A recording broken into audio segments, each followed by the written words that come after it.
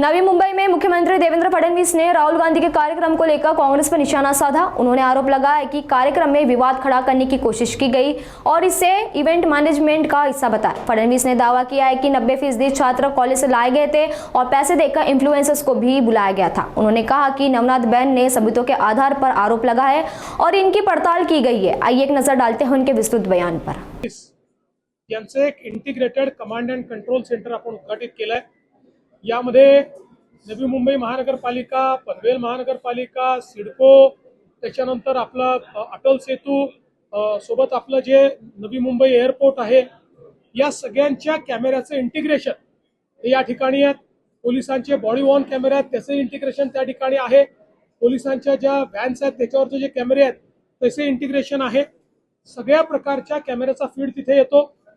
कोणीही ट्रॅफिकचं उल्लंघन केलं तर त्याचा फोटो, त्याच्या गाडीचा फोटो, त्याच्या नंबरचा फोटो त्या ठिकाणी येतो। याच्यासोबत सगळ्या प्रकारचं इव्हेंट मॅनेजमेंट तिथनं करता येतं, क्राऊड मॅनेजमेंट तिथनं करता येतं। आर्टिफिशियल इंटेलिजन्सचा उपयोग केल्यामुळे कुठे अचानकपणे क्राऊड तयार झाली आहे त्याचे अलर्ट्स आपल्याला प्राप्त होतात।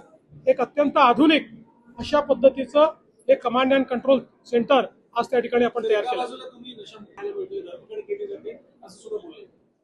काल रात्रीचा गोंधळ काँग्रेसने ठरवून या कार्यक्रमाला रंगवण्याकरता, या कार्यक्रमाची पार्श्वभूमी तयार करण्याकरता केलेला कार्यक्रम आहे। ज्या प्रकारे त्यांच्या नेत्यांनी कॉलेज कॅम्पसवर हल्लाबोल केला, मारामाऱ्या केल्या, अत्यंत दुर्दैवी आहे। आणि सगळ्यात महत्त्वाचं की ज्या प्रकारे काही लोकांना हाताशी धरून एका विद्यार्थिनीचा दुरुपयोग करण्याचा प्रयत्न हा त्या ठिकाणी झाला, तेही उघड झालेला आहे। त्यामुळे अशा पद्धतीनं कालचा संपूर्ण जो प्रकार आहे हा काँग्रेसचं इव्हेंट मॅनेजमेंट होतं। ज्या पद्धतीनं राहुल गांधी यांचा कार्यक्रम इव्हेंट मॅनेजमेंट आहे। आधी गाण्याचे कार्यक्रम होणार आहेत, मग राहुल गांधी त्या ठिकाणी येणार आहेत।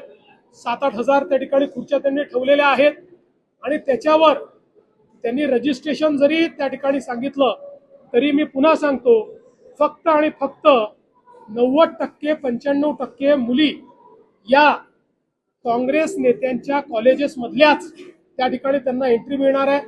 आता आमच्या नवनाथ बन्नी देखील काही पर्दाफाश केलेला आहे। कशा प्रकारे इव्हेंट मॅनेजमेंटच्या माध्यमातून पैसे देऊन काही त्या ठिकाणी मुलींना आणलं जात आहे आणि काही इन्फ्लुएन्सर्सला आणलं जात आहे। आणि स्पेसिफिक सांगितलं जातं इन्फ्लुएन्सर्सला की राहुल गांधी आणि पार्टीबद्दल फक्त पॉझिटिव्ह हे तुम्ही टाका तर तुम्हाला पैसे देऊ, निगेटिव्ह काही टाकायचं नाही। त्यामुळे हा इव्हेंट आहे आणि हा जो राहुल गांधींचा इव्हेंट आहे त्या इव्हेंटचं प्रिकर्सर, त्या इव्हेंटला गरम करण्याकरता, त्या इव्हेंटला कुठेतरी जसं आपण पाहतो की एखादी पिक्चर रिलीज व्हायच्या आधी कॉन्ट्रोवर्सी उभी करतात म्हणजे पिक्चर हिट होतो, तशा पद्धतीनं कॉन्ट्रोवर्सी उभी करण्याचा हा प्रयत्न हा काँग्रेसच्या नेत्यांनी केलाय। निश्चितपणे पोलिसांनी त्यात लक्ष घातलेलं आहे। पोलीस योग्य कारवाई त्यामध्ये करतील।